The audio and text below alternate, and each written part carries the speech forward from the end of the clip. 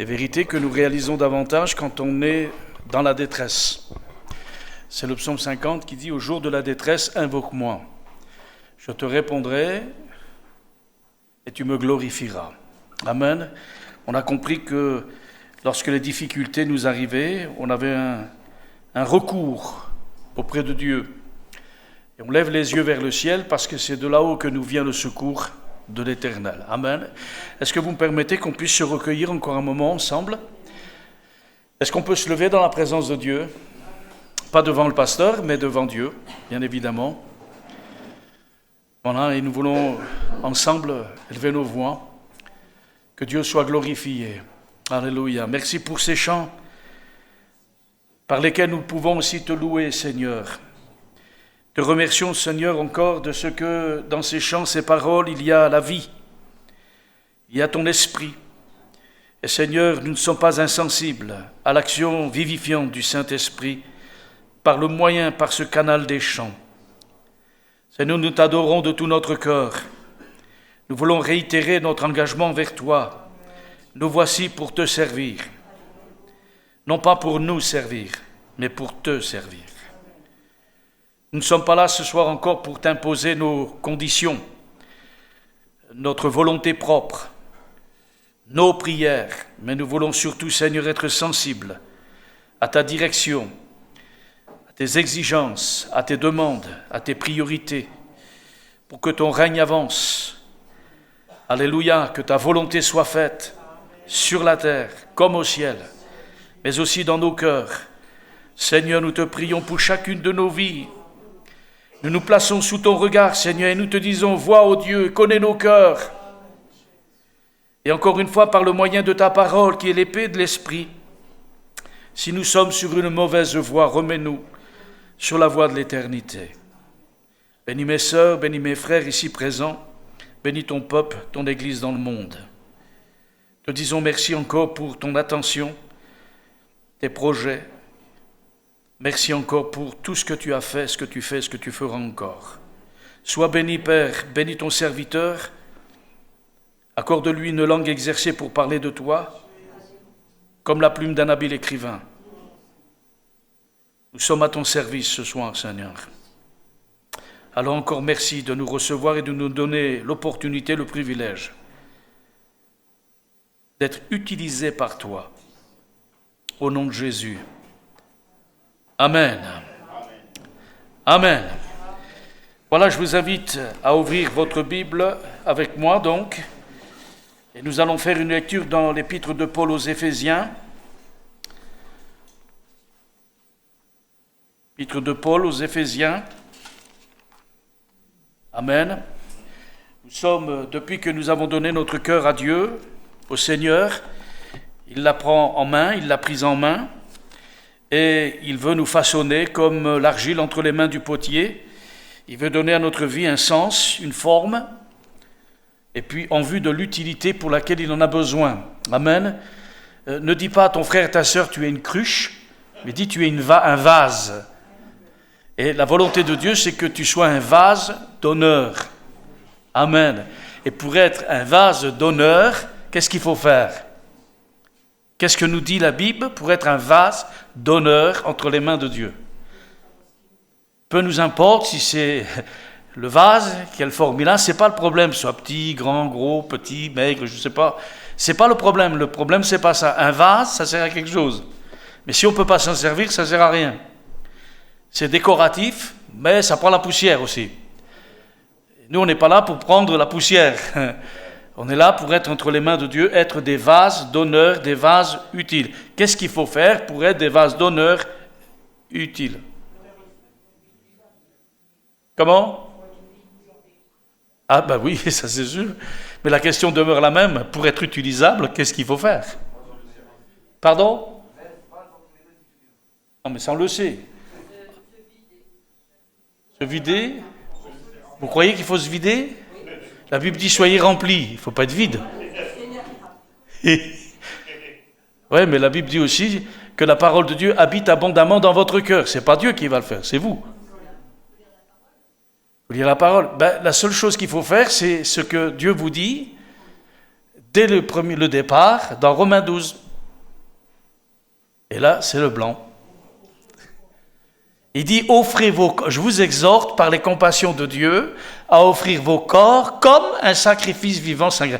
Quand vous prenez autrefois dans l'Ancien Testament, on offrait un animal sur l'autel des sacrifices.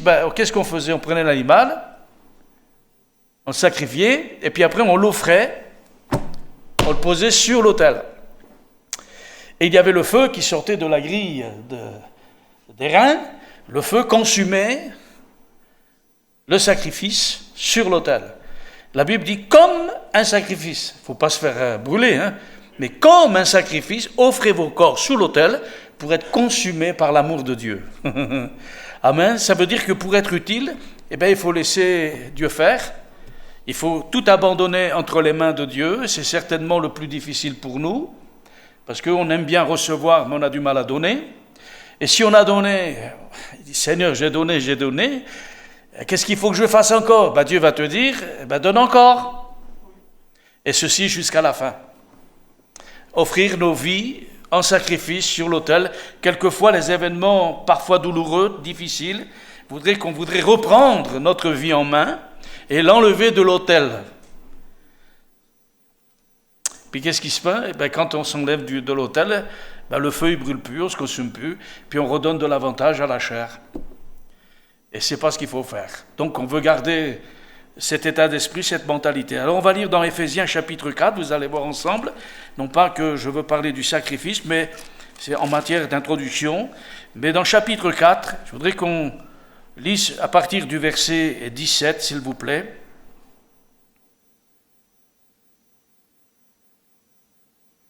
Éphésiens, moi je suis dans Philippiens.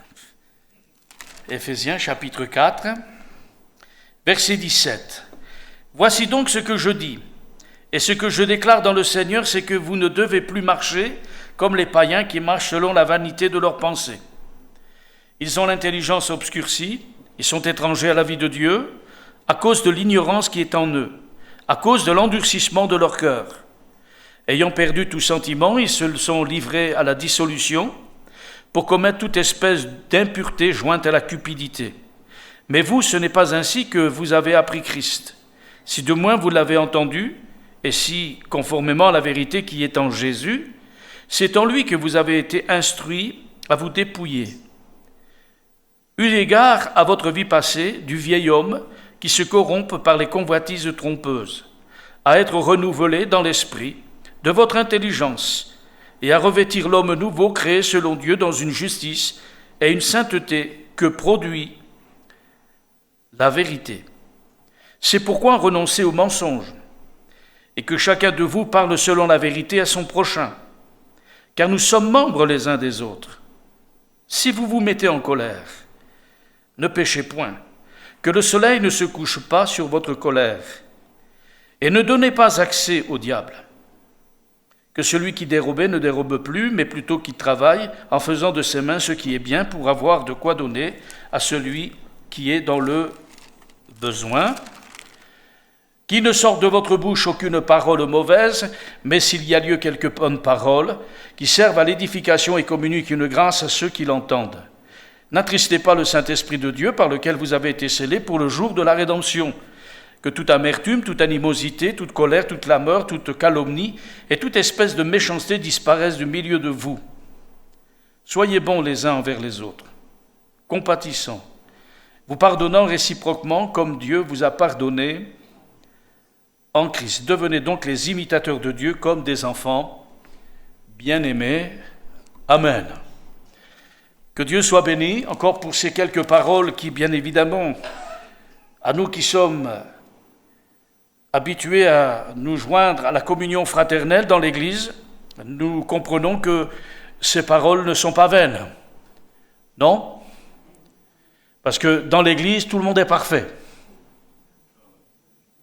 On est tous aimables, mais je ne vous dis pas comment. Bon, voyons comment vous réagissez sur les visages et tout, les hochements, les ceci, on est bien d'accord. On est loin d'être parfait, et c'est bien évidemment dans la communion fraternelle que nous apprenons à nous aimer. On est d'accord. Parce que dire j'aime, j'aime, j'aime, c'est bien. Il y en a qui l'ont chanté, les chanteurs. L'amour et ceci. Mais eux-mêmes, ils sont parfois morts, suicidés, parce qu'ils avaient un manque d'amour. Mais dans l'Église, en effet, nous sommes appelés à nous aimer les uns les autres, comme Dieu nous a aimés et a donné son Fils. Amen. Donc nous ne parlons pas d'un amour avec un petit A minuscule, mais avec un A majuscule, qui, vous le savez comme moi, n'est pas dans ce monde, ne vient pas de nous, mais il vient du ciel. Romains 5,5, vous le savez maintenant, l'amour de Dieu est répandu dans nos cœurs par le Saint-Esprit. Avant de connaître Dieu, on ne savait pas ce que c'était que aimer. Nous, on pensait que aimer, c'est penser qu'à sa pomme, penser qu'à soi-même, n'en faire que pour soi, on tire la couverture vers soi, tout pour moi, rien pour les autres. Et on a appris que dans l'enseignement biblique, dans l'enseignement que le Seigneur nous a donné par son propre exemple, aimer, c'est donner.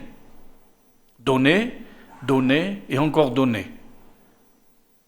Et ce qui est assez extraordinaire avec Dieu, c'est que quand tu as donné et qu'il te semble que tu n'as plus rien à donner, Dieu te donne pour que tu donnes encore. Le semeur est ensemencé.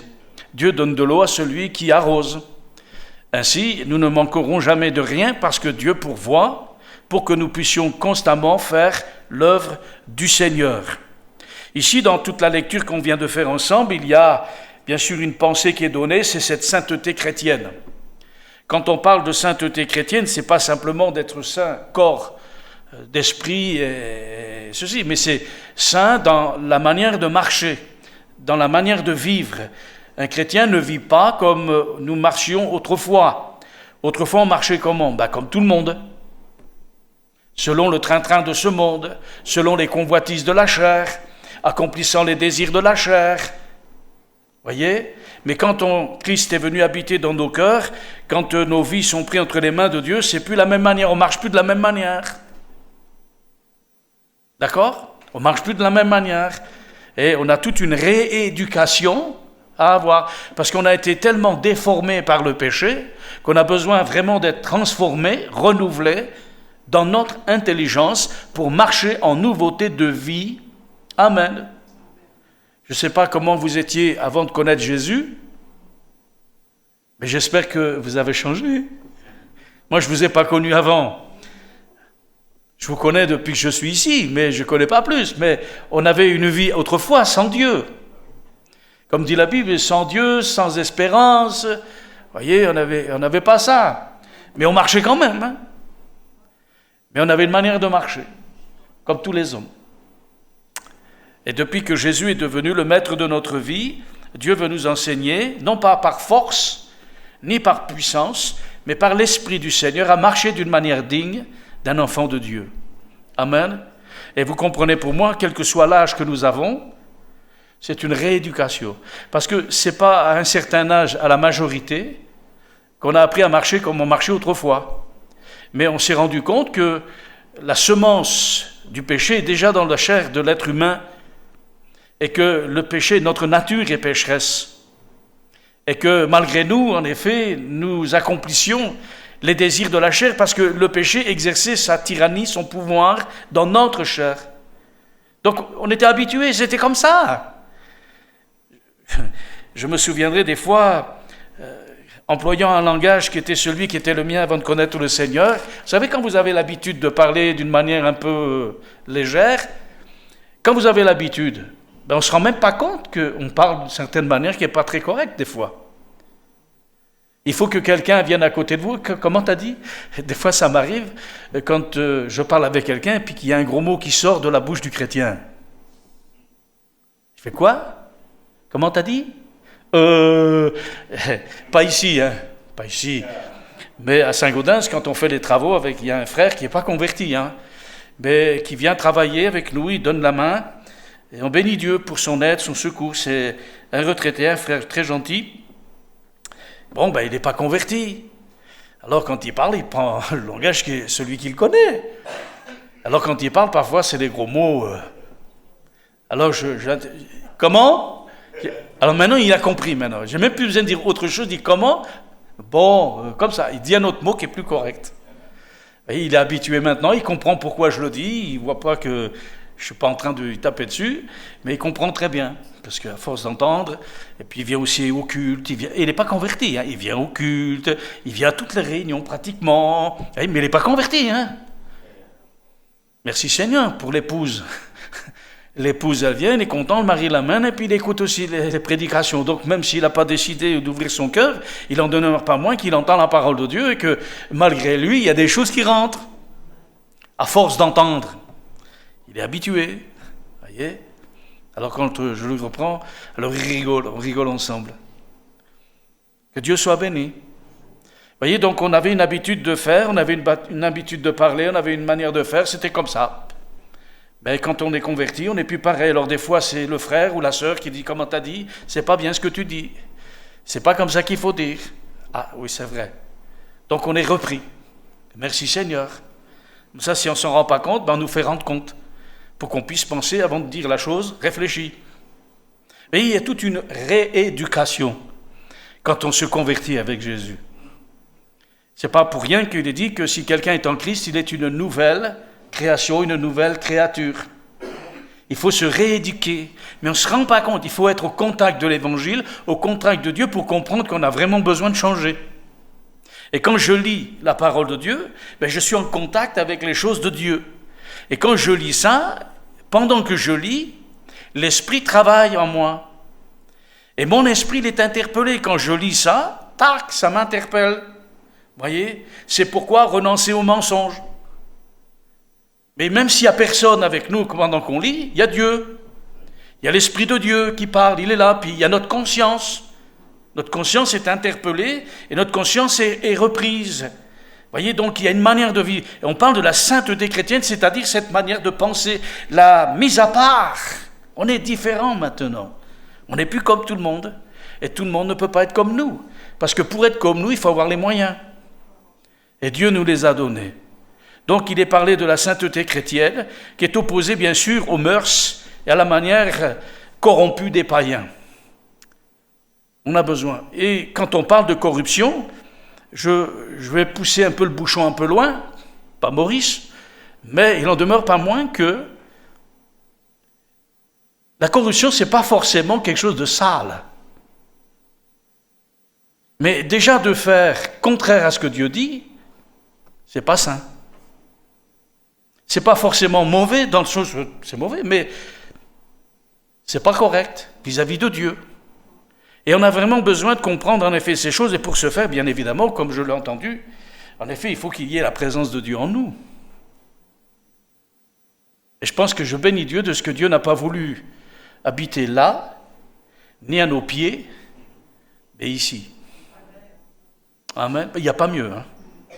Vous voulez être près du Seigneur, il n'y a pas mieux. Hein. Amen. C'est très important. Donc on vit une vie nouvelle dans le Seigneur. Le verset que je voudrais justement mettre en évidence, c'est ce verset 30, qui dit en effet de ne pas attrister l'Esprit Saint. Et puis il est dit l'Esprit Saint, pas de Gérard, ni de l'Église, ni des ADD, ni de je ne sais pas quel mouvement. Non, l'Esprit Saint de Dieu. Amen, c'est pas n'importe quel esprit. C'est l'esprit avec un E majuscule, c'est l'Esprit du Seigneur, l'Esprit de Dieu. Amen. Ensuite, il dit, il est pour vous la marque personnelle attestant que le jour viendra où Dieu vous délivrera complètement du mal. Ça, c'est la version que j'ai chez moi, français courant, que je vous lis quelquefois. Ce soir, j'ai dit, je vais avoir pitié d'eux. Je vais prendre quand même la version que nous avons plus ou moins tous ensemble, mais il est quand même fait mention ici de ce verset 30. Et dans cette traduction que j'ai, vous voyez, n'attristez pas l'Esprit Saint de Dieu. Il est pour vous la marque, une marque personnelle attestant que le jour viendra où Dieu vous délivrera complètement du mal. Amen. Vous voyez, avoir l'Esprit de Dieu en nous, c'est une marque personnelle que Dieu nous a donnée parce que c'est un signe d'appartenance. La Bible dit que celui qui n'a pas l'Esprit de Christ n'appartient pas au Seigneur. Mais qui peut le savoir? Ce n'est pas marqué sur notre front. Par contre, on le sait parce qu'il y a une manière de vivre qui représente en effet ce que nous sommes. les uns des autres. Il y a ce dicton qui dit « Dis-moi qui tu fréquentes, je te dirai qui tu es ». Des textes dans la Bible diront ceci, en effet, les mauvaises fréquentations corrompent les bonnes mœurs. Par contre, les bonnes fréquentations, ça les fortifie. Donc, vous êtes appelés à fréquenter les mauvaises fréquentations. Comment? Ah, c'est bien, vous suivez. Et puis, ce texte dit aussi de délivrer. Il dit délivrer du mal, mais dans votre traduction, bien sûr, il parle de la rédemption. La rédemption dans la parole de Dieu, c'est cette délivrance que Dieu nous a donnée et qu'il a acquis en Jésus-Christ. Il a acquis pour nous une rédemption. En offrant sa vie sur la croix du Calvaire, en offrant son sang, en effet, il nous a rachetés de la vaine manière de vivre. On était sous l'emprise du péché, de l'adversaire, mais le Seigneur, par son sacrifice à la croix du Calvaire, paye la rançon pour nous délivrer du pouvoir de la mort et du diable et du péché, afin que nous appartenions au Seigneur. Amen. Et là, il parle de vous serez délivrés totalement du mal. Vous voyez, du mal, c'est-à-dire la rédemption, parce que oui, j'ai été sauvé par grâce en Jésus-Christ, c'est la rédemption. Mais il y a aussi une rédemption, c'est celle de notre corps. C'est Paul qui en parle dans son épître aux Romains. Il dira que non seulement la terre entière souffre les douleurs de l'enfantement, car elle aussi, elle voudrait être affranchie. Et elle attend aussi la rédemption, comme nous. Parce qu'elle est solidaire quand même, la terre. À cause du péché, elle a pris aussi et elle prend dur. Je ne sais pas si ça vous interpelle quand on voit la dureté de la nature. Bon, vous allez me dire, c'est la nature, c'est la loi de la nature. Ouais, mais elle est dure quand même. Hein? Je sais qu'un jour, la Bible dit que la spique et le lion vivront ensemble. Il semble que toutes ces choses que l'on connaît aujourd'hui sur la terre, qui pour nous semblent naturelles, ne l'étaient pas auparavant, même dans la nature. Chez moi, j'ai sur ma terrasse, sous le comment on appelle ça, le tissu qu'on met sur le dessus de la terrasse, le store, voilà, il y a un nid qui a été fait par des merles. Quand j'ai vu ça, je dis, oh, qu'est-ce qu'il fait là, lui? Ils vont m'en mettre partout, ça va être sale. J'ai pris le nid, je l'ai un peu déchiqueté, puis je l'ai jeté. 2 jours après, le nid revient, il est en bon état, dites. C'est pas possible, comment ils ont fait ça? En 2 jours, je vous promets, en 2 jours, le nid était à nouveau là. Et beau, bien fait, hein? Je sais pas, ils ont fait des heures supplémentaires, c'est pas possible. Et puis, bon, je l'ai laissé. Parce qu'après tout, j'ai dit, les pauvres, ils font leur nid, ils sont à l'abri. Et puis un jour, j'ai vu un œuf bleu, parce que les merles font des œufs bleus. Bizarre, c'est comme ça. Puis un autre jour, je reviens, 3 œufs. Alors je venais tous les matins, je regardais tout ça.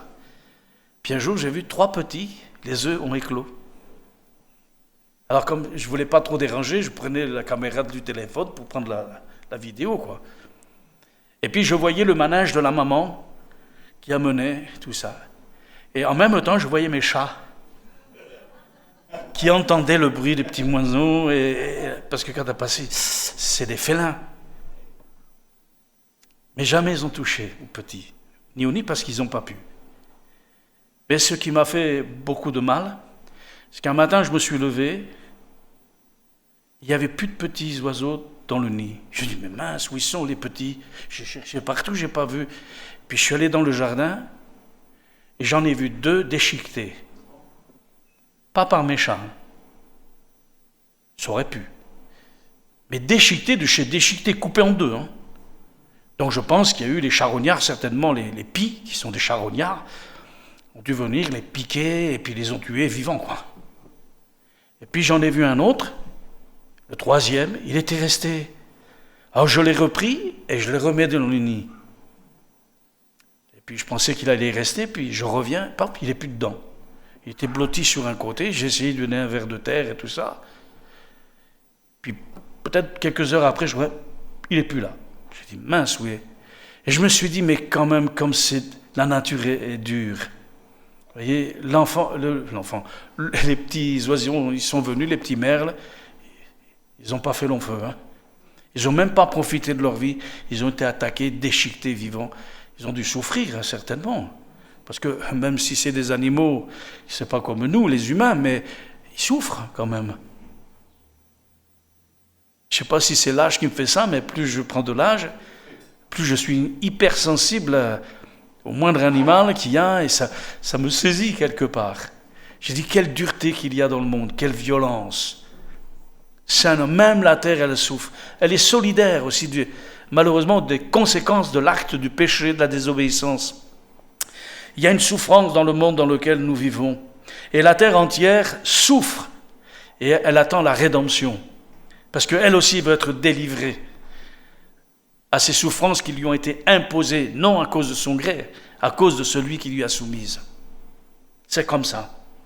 L'épître de Paul aux Romains, au chapitre 8, verset 15, dira qu'à l'esprit que vous avez reçu n'est pas un esprit qui vous rende esclave et qui vous remplisse encore de peur, mais c'est l'Esprit Saint qui fait de vous des enfants de Dieu et qui nous permet de crier à Dieu, Abba, Père.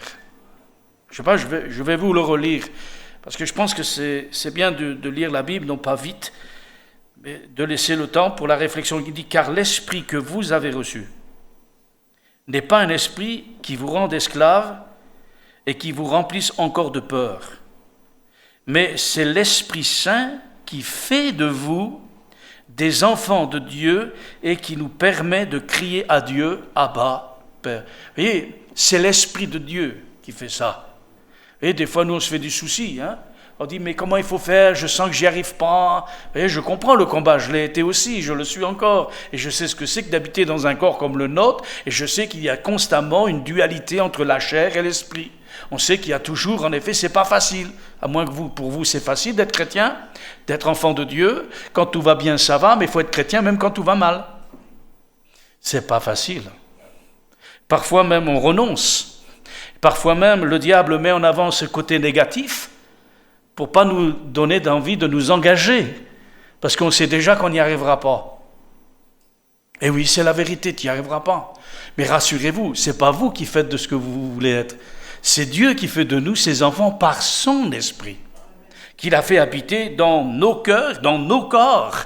C'est l'Esprit de Dieu qui fait en nous, comme au jour de la création où l'Esprit se mouvait au-dessus des eaux, et quand il y avait ce chaos tohu-bohu, cette masse informe et vide, la Bible dit que le Saint-Esprit se mouvait au-dessus des eaux, et la parole de Dieu agissait. Dieu dit, et paf, et la chose se fait. Mais Dieu n'a pas changé encore aujourd'hui. Sa parole, elle est toujours proclamée, elle est lue, elle est crue, elle est reçue, et elle est digne de l'être. Et c'est elle, par le Saint-Esprit, c'est Dieu qui fait de nous ses enfants. Mais ce n'est pas nous qui nous efforçons de faire. Même s'il y a des efforts à faire, ne pouvons le faire que si nous avons le moyen de le faire. Et le moyen, ce n'est pas la force, ce n'est pas la puissance, c'est le Saint-Esprit. C'est ce que dit l'apôtre ici.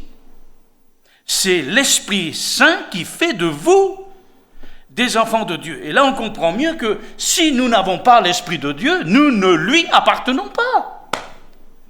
Parce qu'il faut être né de Dieu, né de l'Esprit, pour que nous puissions... Est-ce que ça veut dire qu'on ne peut pas faire quelque chose pour Dieu? Même si je n'ai pas l'Esprit de Dieu. Je prends l'exemple de ce fameux époux de notre sœur de l'église de Saint-Gaudin. Il n'est pas converti, hein. Il n'appartient pas au Seigneur encore. Et pourtant, qu'est-ce qu'il fait pour Dieu? Ce que parfois des chrétiens ne font pas.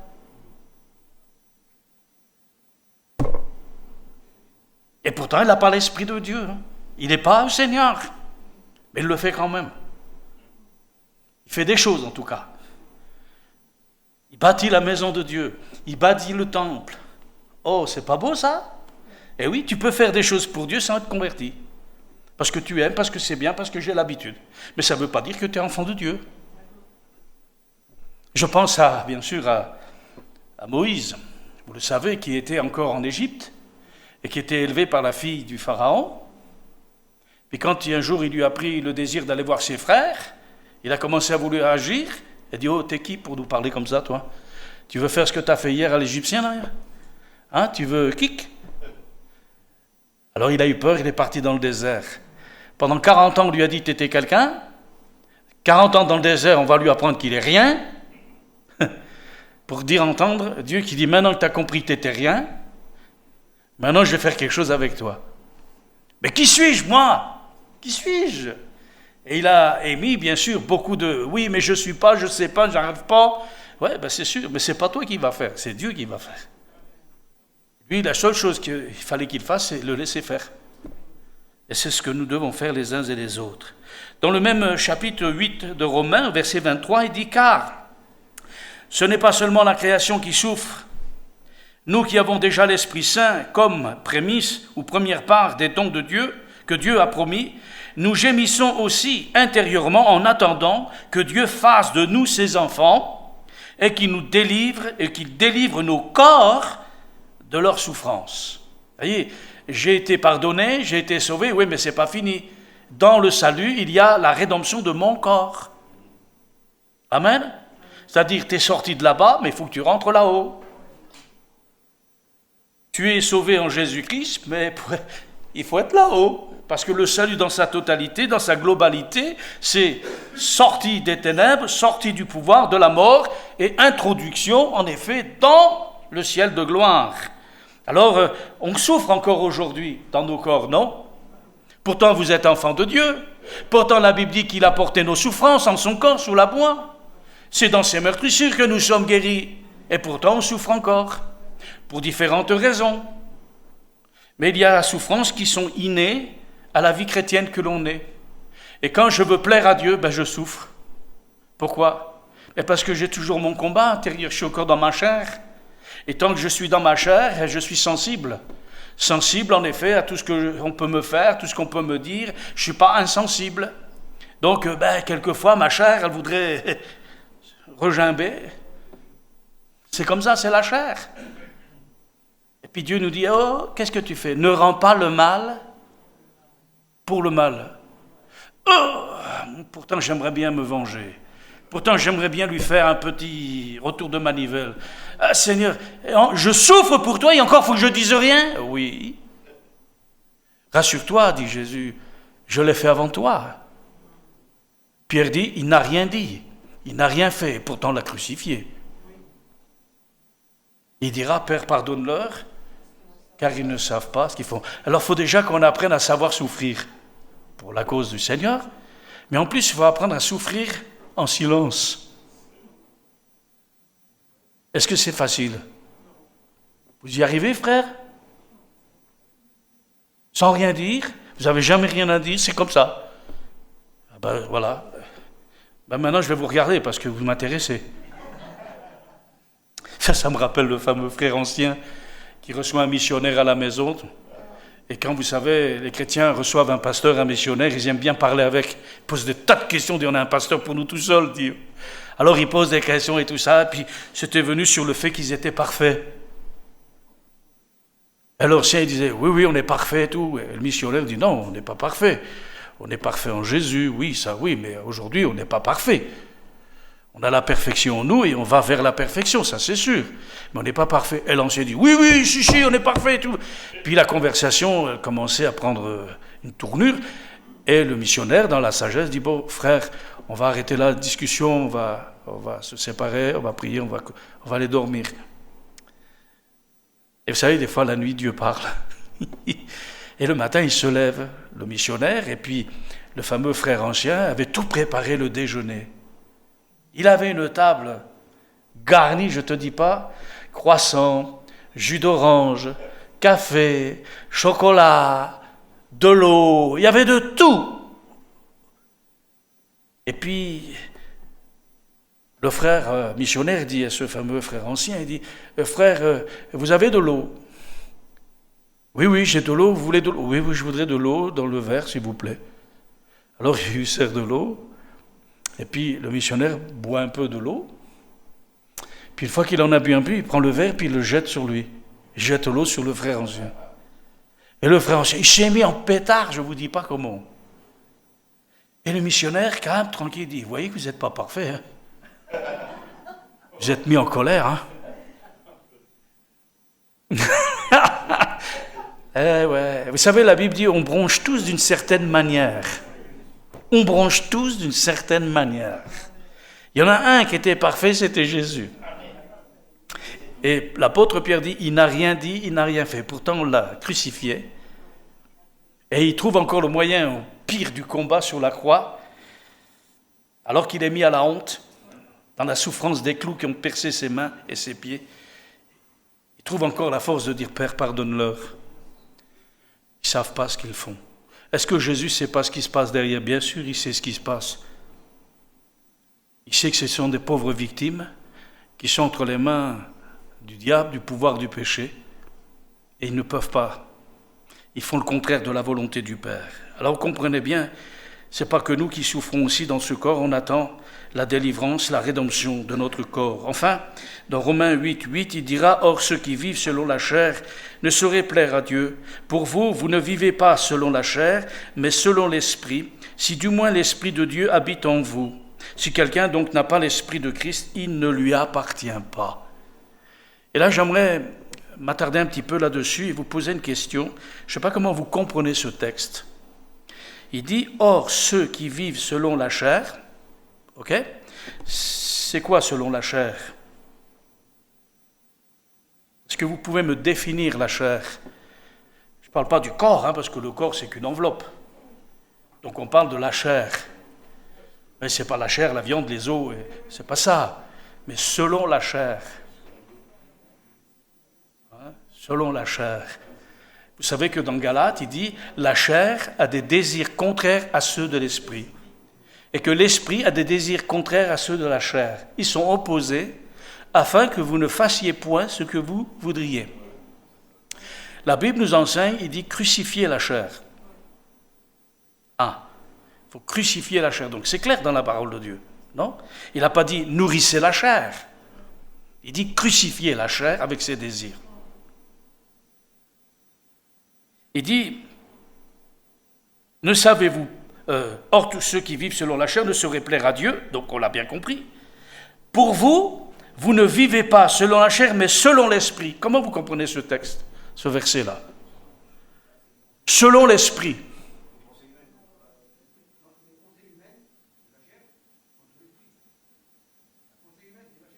Non, mais d'accord, ça on l'a compris, c'est la première phase. Mais la deuxième, il dit, ne vivez-vous pas selon la chair, mais il dit, mais selon l'esprit. Faire la volonté de Dieu. Là, c'est l'esprit de Christ. Mais quel esprit ?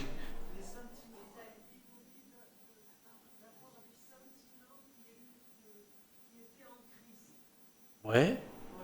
D'accord. Donc, c'est quel esprit, là ? C'est l'esprit de qui ? Ah, d'accord ? Ben non, c'est pas ça. Et non, ça c'est l'esprit E minuscule. C'est pas l'esprit de Dieu, là. Il dit, ne vivez pas selon la chair, mais selon l'esprit. C'est-à-dire que la manière dont nous vivons, nous on a toujours l'esprit dans le corps. Mais autrefois, notre esprit, il était mort. À cause du péché. Donc on ne pouvait rien dire.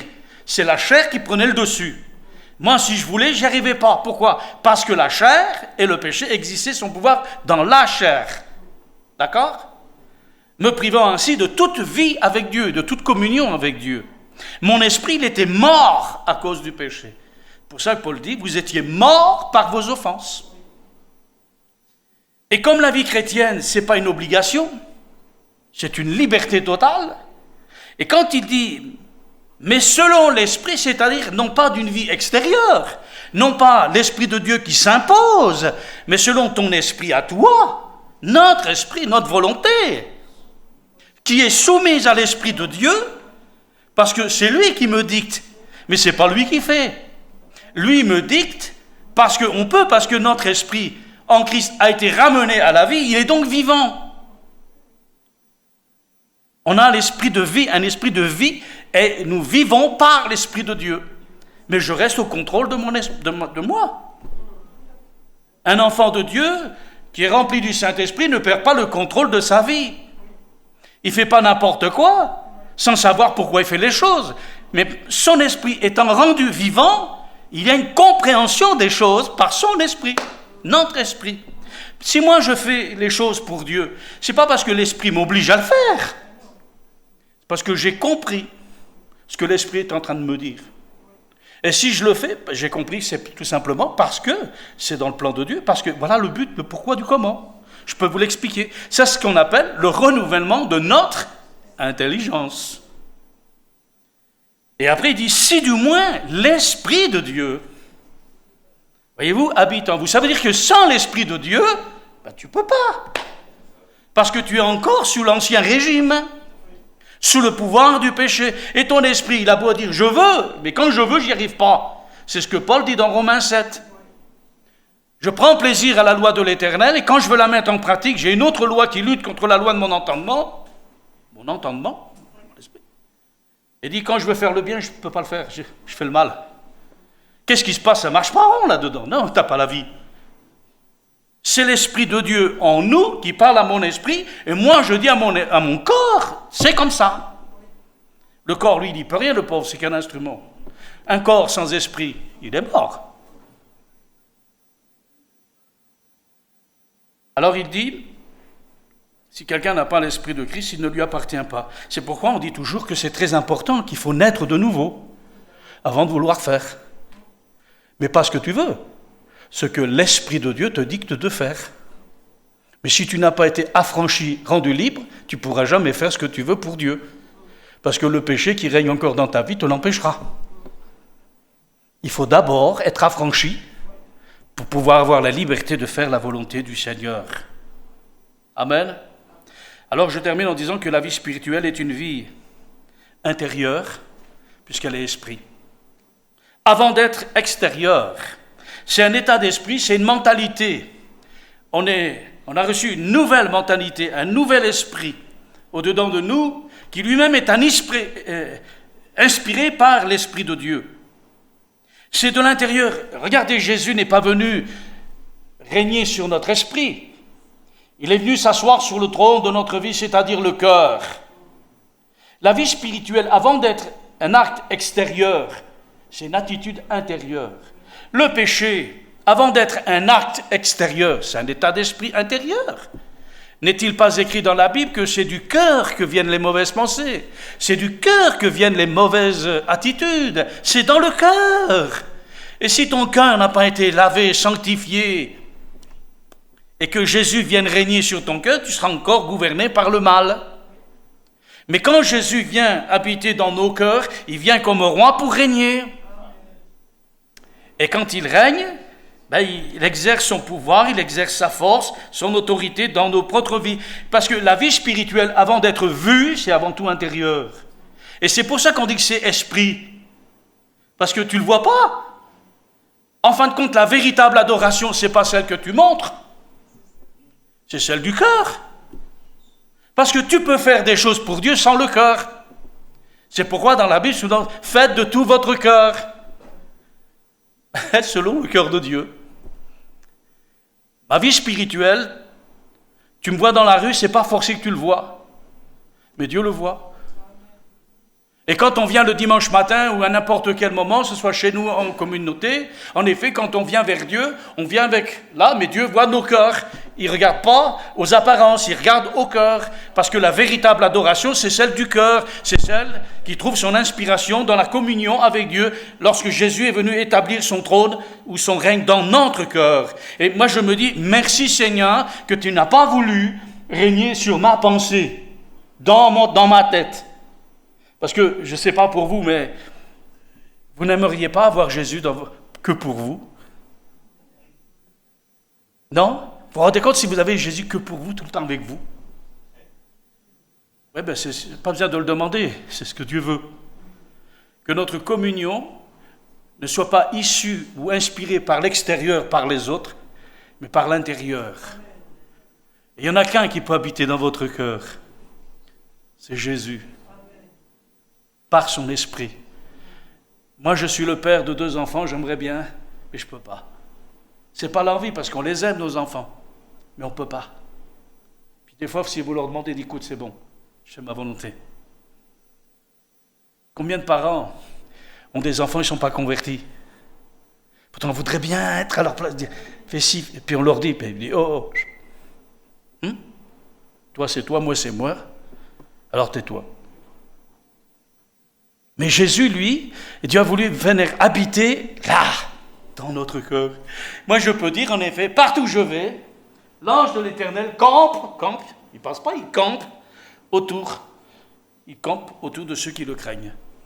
Je peux dire, en effet, je suis le temple du Saint-Esprit. Pourquoi ? Pas parce que je l'ai lu, mais parce que je le sens. Parce qu'avant d'être une réalité visible, c'est caché dans mon cœur. J'ai une communion avec Jésus. Il n'y a personne, je suis tout seul, mais ça fait rien, Jésus est avec moi. Parce qu'il est là, dans mon cœur, il vit en moi, Galates 2:20. C'est plus moi qui vis, dit Paul, c'est Christ qui vit en moi. Et moi, je vis dans ma chair, mais je vis dans la foi au Fils de Dieu. C'est plus moi qui vis, c'est lui qui vit en moi. C'est là le secret de la vie victorieuse chrétienne. Quand on vit cette vie, non pas dans les apparences. Parce qu'on peut faire beaucoup de choses dans les apparences. Mais le vrai culte, c'est de l'intérieur. Pour qu'ensuite il sorte vers l'extérieur. Parce que le corps ne fera que de faire ce qu'on lui dit de faire. Parce que c'est toujours votre tête qui commande, mais c'est le cœur qui trie. Alors que Dieu nous aide, frères et sœurs, que nous puissions vivre cette communion avec le Seigneur d'une manière intime, la plus intime possible, mieux que ça on ne peut pas. Il vient habiter dans nos cœurs, que Dieu soit glorifié. Je termine avec ce verset 20 d'Éphésiens 4 qui dit « Mais vous, ce n'est pas ainsi que vous avez appris Christ, si du moins vous l'avez entendu, et si conformément à la vérité, qui est en Jésus, c'est en lui que vous avez été instruits à vous dépouiller, eu égard à votre vie passée, du vieil homme qui se corrompt par les convoitises trompeuses, à être renouvelé dans l'esprit de votre intelligence, c'est notre esprit, l'esprit, pas l'esprit de Dieu, notre esprit, de votre intelligence, et à revêtir l'homme nouveau, créé selon Dieu dans une justice et une sainteté que produit la vérité. Amen. Vous voyez, frères et sœurs, la vie spirituelle, c'est ainsi. Je n'ai pas besoin d'avoir des choses autour de moi, parce que l'adoration, Dieu l'attend d'abord dans le cœur. Et quand on a le cœur pour Dieu et que Dieu habite dans nos cœurs, ben ça se sait, tu n'as pas besoin de le dire. Parce que c'est l'Esprit qui fait en toi un enfant de Dieu. Parce que ça vient de l'intérieur.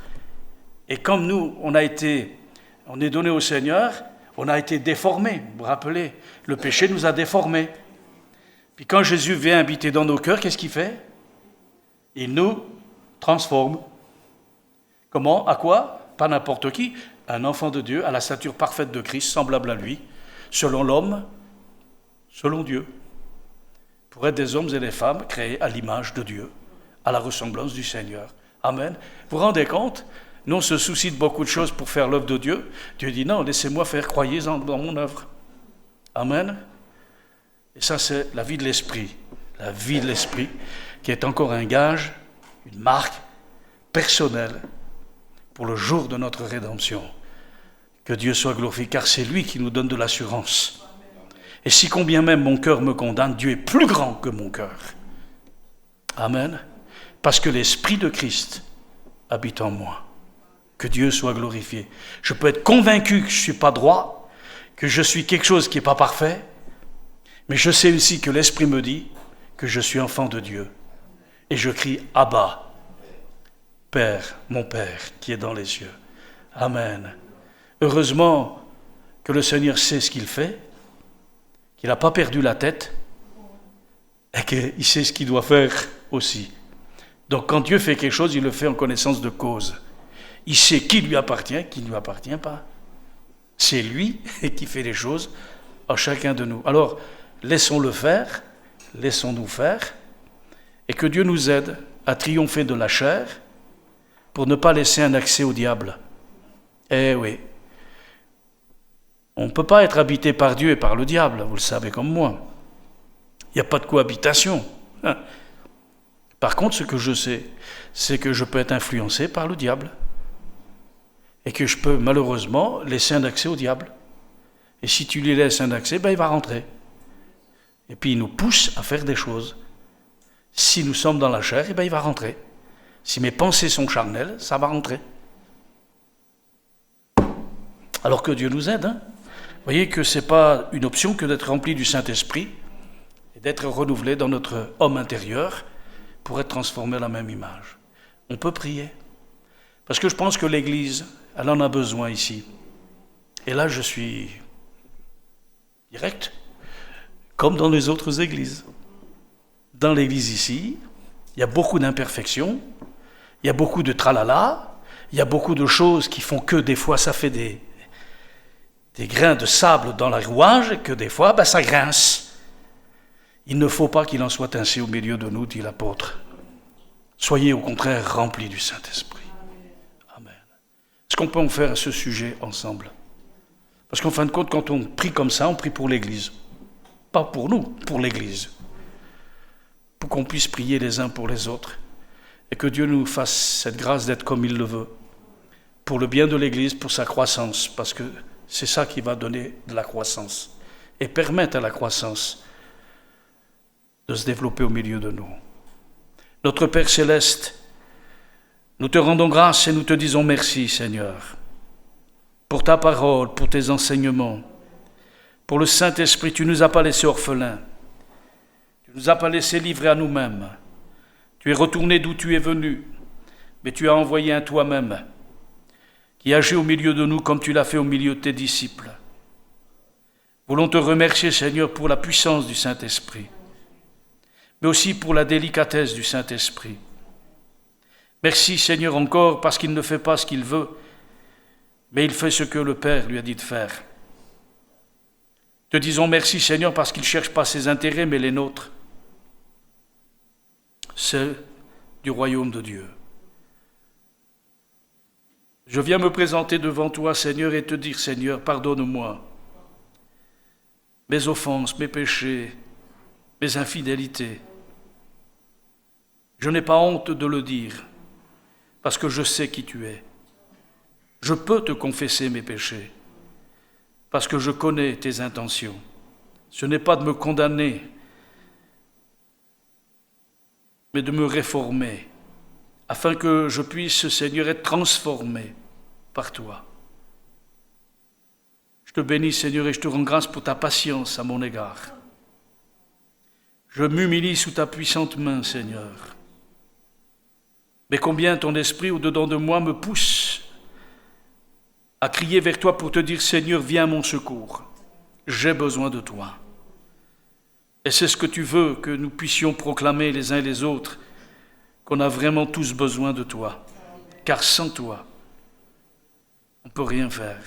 Bénis mes sœurs, bénis mes frères. Ensemble, on veut prier pour cela. Prenez la liberté d'élever votre voix ce soir. Demandez au Seigneur son secours. On peut prier pour toi aussi. Peut-être tu ne peux pas, tu es dans l'incapacité, l'impossibilité. Alors, crie au Seigneur, demande-lui son secours. Il te l'accordera. Et on priera pour toi. Alléluia. Oh, béni soit ton nom ce soir, Seigneur.